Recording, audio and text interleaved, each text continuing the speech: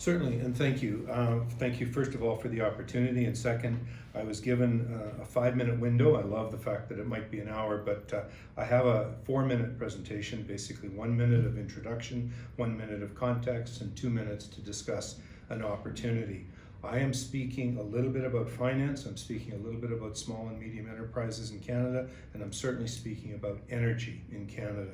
I am Brett Wilson. I am the chairman of Canoe Financial. We run about $6 billion of assets, and almost all of it invested by Canadians. I am a prairie boy. I am an engineer by training and early career. As an investment banker, I was the co-founder of one of Canada's most successful investment banks, First Energy Capital, which of course happened to focus on energy.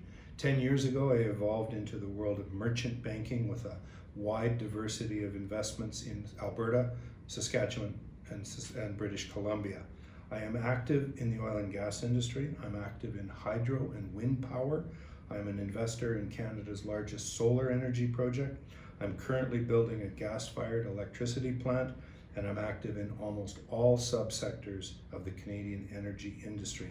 I am committed to Canada, and I'm committed to its many energy industries. For context, the World Bank stated that Canada is number 23 as a place to invest in the world, and unfortunately, it's dropping. In the past, we've been recognized as a global leader in resource extraction. That recognition is also dropping. Over the last decade, many global energy companies have exited Canada for compelling returns elsewhere in the world. The Canadian energy industry has juggled and struggled for the last 5 years, driving down operating costs while seeking capital efficiency.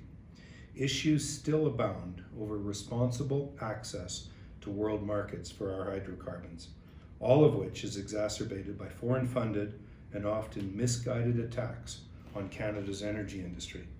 The US oil industry, by contrast, has more than doubled its production during the time that we have struggled and slipped.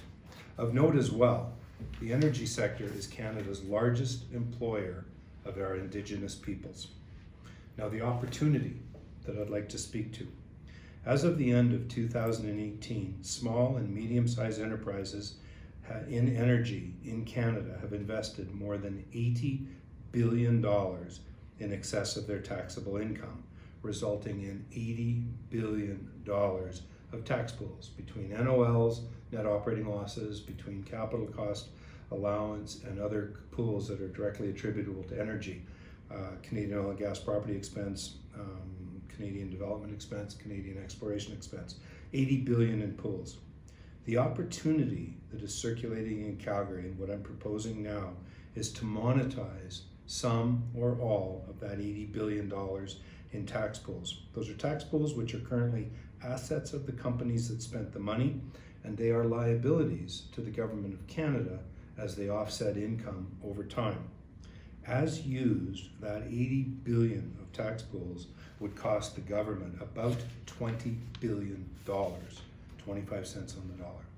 The suggestion to have the federal and provincial governments offer two choices to energy companies. First, the direct repurchase of this tax pool asset from companies for, say, 50 cents on the dollar, and or alternatively, the issue of flow-through shares into the capital markets, allowing renunciation of existing pools rather than creating new pools for renunciation. Thus, this opportunity is both a $10 billion injection to Canada's world-class energy sector, and at the same time, a reduction of $10 billion to the CRA's expected cost of the ongoing utilization of the tax pools as claimed. The opportunity is a classic win-win for Canada. It is capital our energy industry would reinvest to the benefit of Canada in so many ways. Ladies and gentlemen, thank you for the opportunity to pitch. I'm happy to take questions for most of the next hour.